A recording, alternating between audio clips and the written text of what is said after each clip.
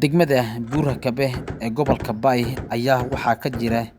xiisado colaadeed kaasoo u dhexeeya mucaaradka Koonfur Galbeed Soomaaliya iyo sidoo kale maamulka ka arrimiya Koonfur Galbeed Soomaaliya, waxayna mucaaradka dhaqdhaqaaqyo xooggan ka wadaan degmada Buurhakabe iyo nawaaxigeeda, waxa ayna